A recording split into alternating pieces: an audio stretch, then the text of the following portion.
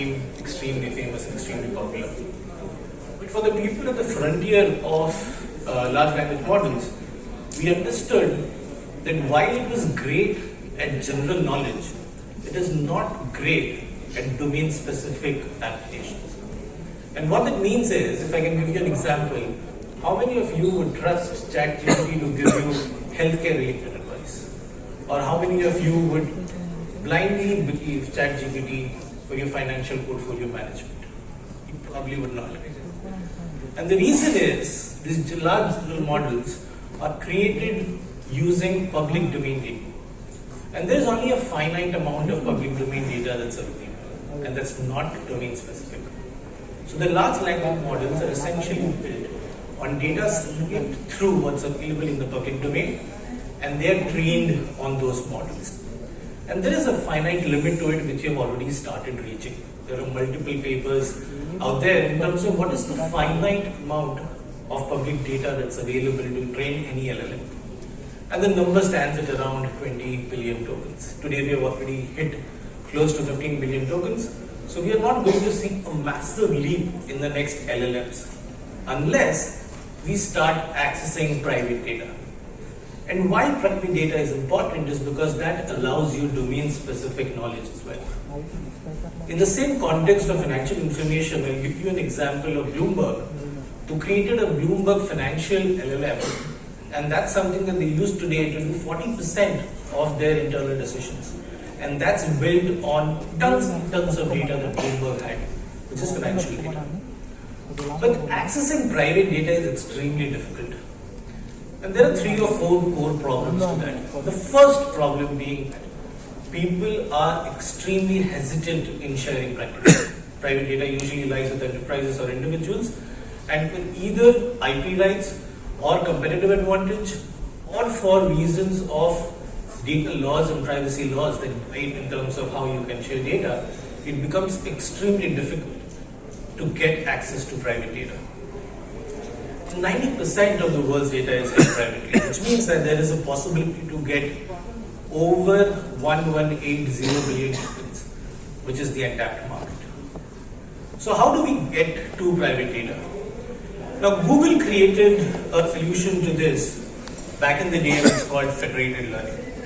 And the fundamental difference of how federated learning works from classical learning model is, as you see on the left hand side, is the classical learning model, in which you take data from all different sources, put them into a huge data center, and that's something that is used to then train the models.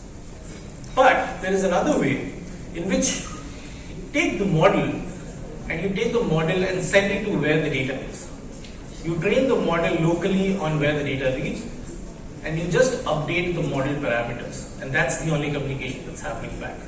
So the data never leaves its place, the data has never been exchanged, it's still privately held, yet your model gets trained on that data. And this is something interestingly that Google used to create the entire algorithm of our keyboard shortcuts or autocomplete on the keyboard. So that was done using federated learning. Google pushed a model into all Android phones, and that was trained on the local data that we all used, and it just sent the model parameters back. And that's how Google was able to train the keyboard autocomplete. So one of the fundamental problems, though while it was something that worked, one of the fundamental problems with federated learning was scale of operations. Could you actually build an LLM using federated learning? Because there are obviously some performance issues in a model like this. As of August 5th, Cambridge University's Flower Labs have done an LLM with 7 billion tokens using federated learning. So that just shows the power of federated learning and the fact that it is now possible to deploy federated learning in scale. So now, given these two constructs, what is the way forward and what does Beta 3 network do? So we create a federated learning platform, essentially super easy to deploy. You don't have to understand the nuances of technology or how it works behind the scenes. As long as you have a data set, and that is something that can be trained on a model, then that is something that we facilitate. So think of us as a marketplace in which there are two sets of people. One set, there are people with data, which is privately. On the other side, there are model owners or AI developers who have great models, and now there is a need to mix or match both of them on one platform. And that's what we do. Now, there is another very significant development that has happened in the last 2 years in AI, and that's called RAG.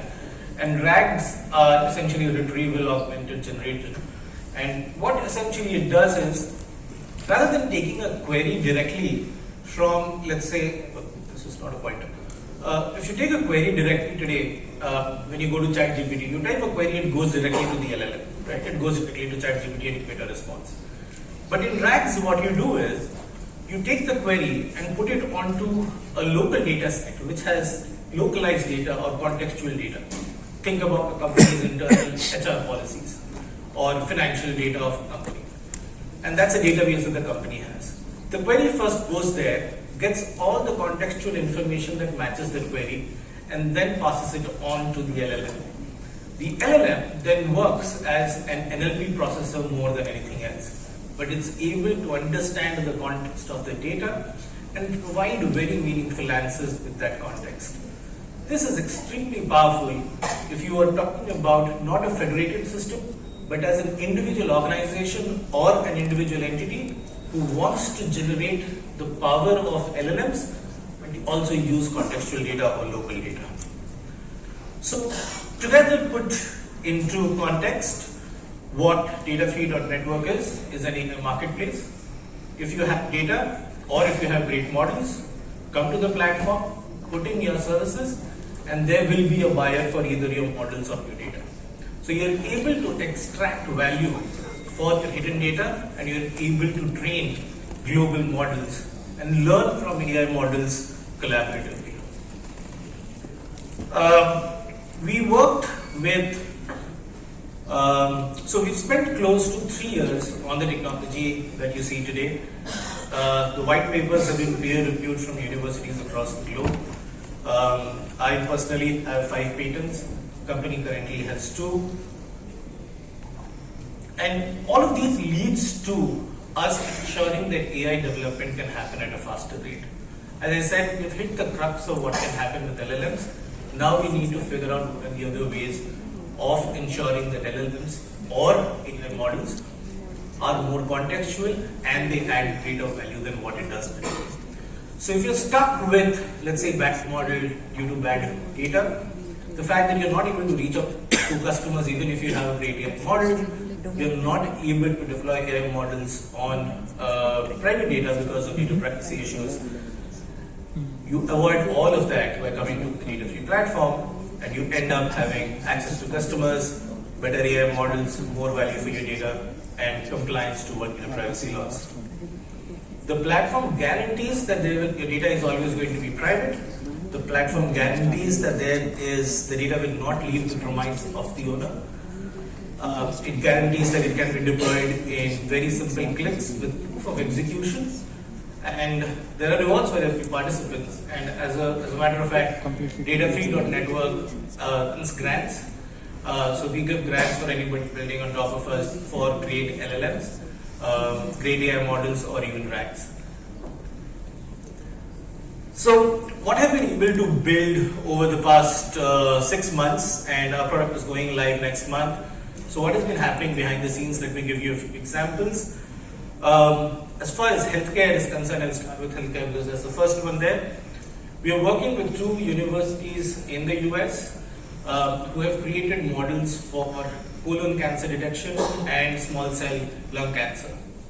And their models seem to work very well in their localized data sets in their hospitals, which is typically in the US and German area. But the same models don't work great when it comes to Dubai or Southeast Asia population.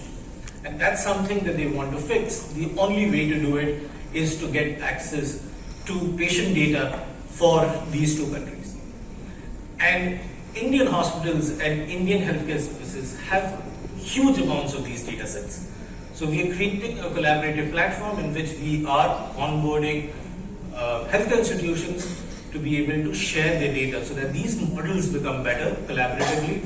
The data does not need to leave the hospital, so it's still something that is there with the hospital as their own property. and it ends up building great AI models. This collaboration has grants close to $200,000 US to $1 million just for the data sharing and participating in the initiative. It's a huge precedent in healthcare in India. That's something that will now roll out to all other healthcare related AI models, hopefully saving millions of lives in India and the world. In terms of social, there's a company that is building, there are two companies that are building very interesting things. One is creating a legal framework. So what they're building is a RAG that takes all legal constructs from the Constitution and first class legal contracts and documents, and creating a first line of defense in Indian vernacular languages for anybody who gets into a legal trouble. So they will be able to go to that model and ask their questions, and they will get relevant, correct, authorized data on what should be the next steps. So rather than going to a lawyer, or rather than getting into the mess of the legal systems, they will have a first-hand reference. The second very interesting social impact is a company that's building all the government schemes that have been built and creating a RAG model or a data set out of that, so that anybody who wants to understand what are the government schemes that are available that can benefit them, especially farmers and lower income schemes and healthcare schemes, that is something that is very easily available to them now. Otherwise, while these policies exist, dissipation of information has always been a problem. People do not know either how to avail it, people do not know whether it exists. So to solve the dissipation problem, these applications are being built. In the world of agri-tech, using Sarvam AI, I don't know how many of you are aware of Sarvam AI, but it's an LLM model created for vernacular languages in India. So we are building, so there's a company that's building again an LLM model and a RAG model on top of it for agri-tech. So farmers using what is their knowledge and their experience over the period of time, they will be able to curate. So there will be an app that will go out to every farmer, and they will be able to speak or put in whatever their experience has been in farming. And that is something that will be curated and available to other farmers as well, to exchange information and gather experience from each other.